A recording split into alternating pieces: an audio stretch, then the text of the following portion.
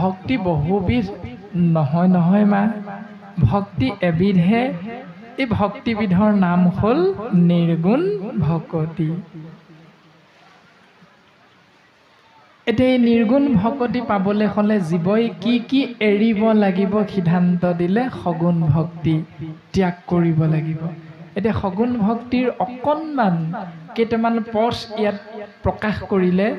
জ্ঞান কৰ্মে তীৰ্থে ব্ৰতে নকৰীয়া মন, সুদৃঢ় বিশ্বাসে লৈও মুহূৰ্ত শৰণ। এতিয়া ইয়াত তিনি শব্দ ব্ৰহ্মৰ ভিতৰত গুৰুজনাৰ কৃপাত আমি পালোঁ সুদৃঢ় বিশ্বাস। এক হ'ল বিশ্বাস, দ্বিতীয়টো হ'ল দৃঢ় বিশ্বাস, তিনি নম্বৰটো হ'ল সুদৃঢ় বিশ্বাস।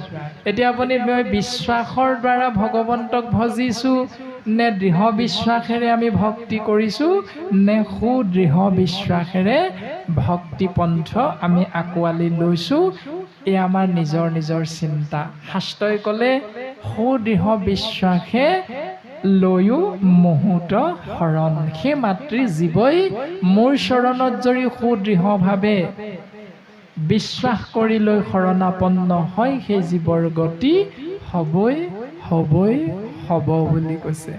প্ৰমাণটো মাধৱদেৱে অকণমান এনেধৰণেও দিছে। যিহেতু বতৰটো এনেকুৱা, কথাষাৰো মনলৈ আহিছে। ৰাম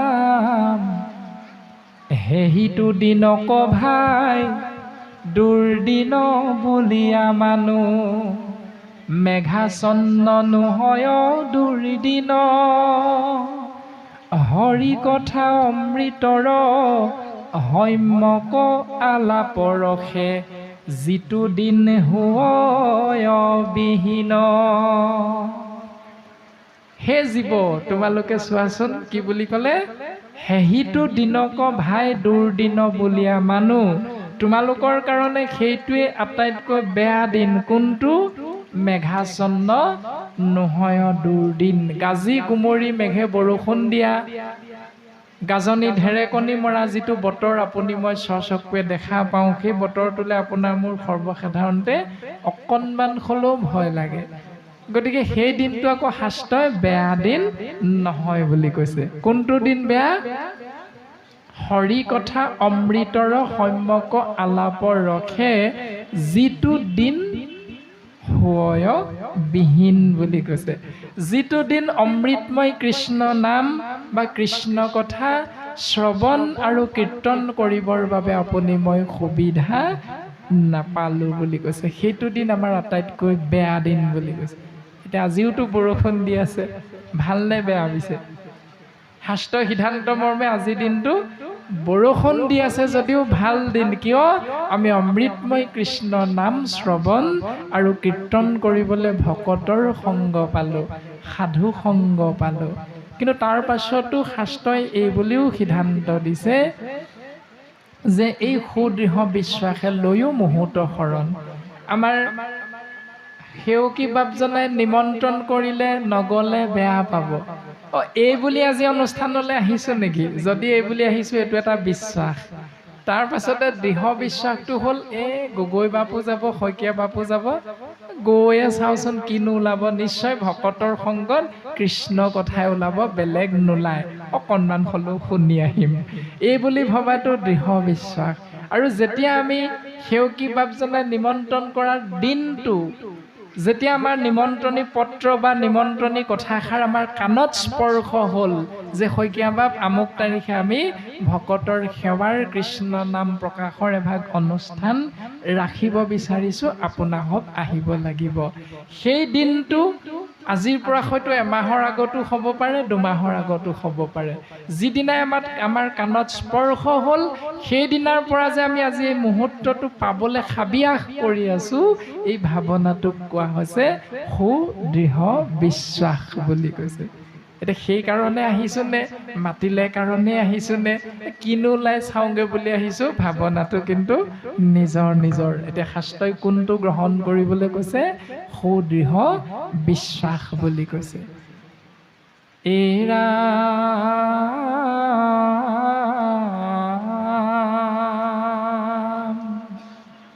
যিটো বাক্যে নাই নাম, কৃষ্ণৰ চৰিত্ৰ উচ্ছিষ্ট গৰ্তটো কৰি সি অপবিত্ৰ। বৰ ডাঙৰকে কৈ দিলে কথাটো। ৰাতিপুৱা বিচনাৰ পৰা শুই উঠিলোঁ, আকৌ পুনৰ ৰাতি বিচনাত পৰা সাৰ পাই থকা এই সময়ৰ ভিতৰত আপুনি মই এজনে অন্যজনৰ লগত যি কথা পাতোঁ, এই কথাখিনিৰ ভিতৰত যদি কৃষ্ণ নাম তাত প্ৰকাশ নাপায়, সেই বাক্যবিলাকক কোৱা হৈছে উচ্ছিষ্ট গৰ্তটো কৰি সি অপবিত্ৰ। উচ্ছিষ্ট গৰ্ত মানে আপোনালোকে যে এতিয়া খাবলৈ যাব, খাই গৈ যিখিনি এৰি থৈ আহিব, এৰেহা বুলি কয়, চোৱা বুলি কয়, সেইখিনি ক'ত পেলাব? আজিকালি ডাষ্টবিনত পেলায়, আগতে চোৱা পাতনি বুলি কয়। সেই চোৱা পাতনি জেগাডোখৰ যিমান লেতেৰা, উচ্ছিষ্ট গৰ্তটো কৰি সি অপবিত্ৰ বুলি কৈছে। সেই বাক্যবিলাক তাতোতকৈও লেতেৰা বুলি কৈছে। এতিয়া সেই লেতেৰা বাক্য আপুনি মই উচ্চাৰণ কৰিছোঁ নাই? যদি উচ্চাৰণ কৰিছোঁ তেতিয়াহ'লে আপুনি মই নিজেও লেতেৰা। আমাৰ শৰীৰটোৰ পৰাহে কথাখিনি ওলাই গৈছে। গতিকে শৰীৰটোৰ পৰা কথাখিনি ওলাই যোৱা মানে প্ৰথমে আমি নিজে লেতেৰা কাৰণে মুখেৰে আমি লেতেৰা কথা কৈ আছোঁ। গতিকে শাস্ত্ৰই আমাক লেতেৰা কথা ক'লে, অপবিত্ৰ কথা ক'লে কৃষ্ণই আমাক কৃপা কৰিব বুলি কৈছেনে নকৰিব বুলি কৈছে? নিজে নিজে বুজি ল'ব লাগে কৃষ্ণ।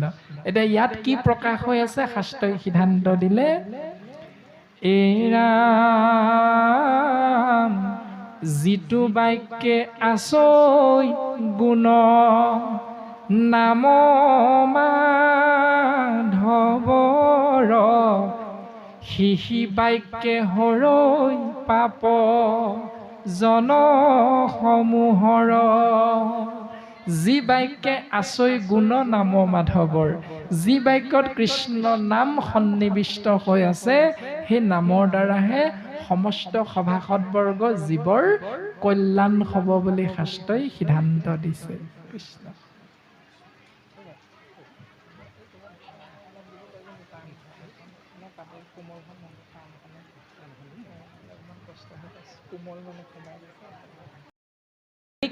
কেনেকুৱা বাক্য উচ্চাৰণ কৰোঁ নিজে ভাবিব লাগে।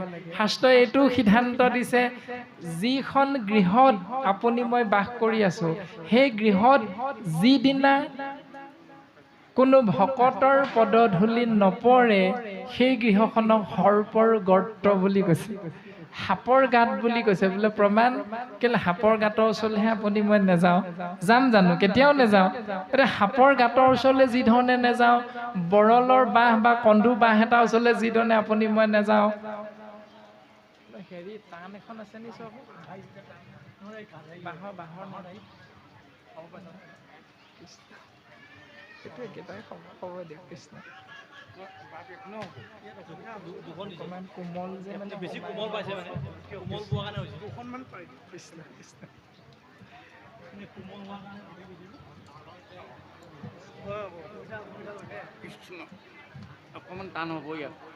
কৃষ্ণ যিখন গৃহত ভকতৰ পদধূলা নপৰে, সেইখন গৃহ সৰ্প আলয় বুলি কৈছে, মানে সাপৰ গাঁত বুলি কৈছে। এতিয়া আপোনাৰ মোৰ গৃহত ভকত বৈষ্ণৱ আহে নে নাহে? আহিলে ভাল পায় নে বেয়া পায়? যদি আহিলে ভাল পায় তেতিয়াহ'লেতো ভালেই, গৃহস্থী ধৰ্ম এখন পবিত্ৰ বা মন্দিৰ বুলি আমি ক'ব পাৰোঁ। যদি আহিলে বেয়া পাওঁ তেতিয়াহ'লে আপুনি মই সাপ, আৰু আমাৰ গৃহখন বাস কৰি থকা সেই স্থানডোখৰ সাপৰ গাঁত বুলি শাস্ত্ৰই সিদ্ধান্ত দিছে।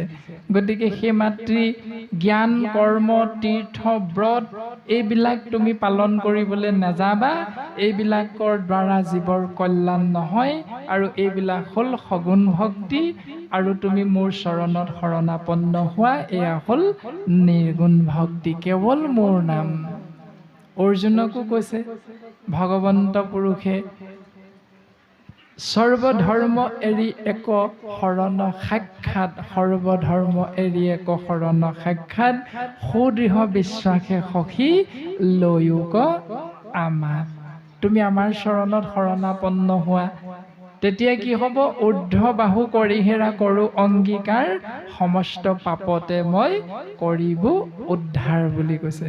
মাধৱদেৱেও সিদ্ধান্ত দিলে নামঘোষাৰ জৰিয়তে, বেদৰ বিহিত যত আছে ধৰ্ম সংসাৰত।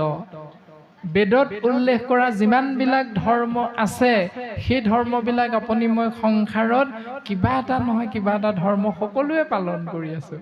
কিন্তু পালন কৰি থকাৰ পাছত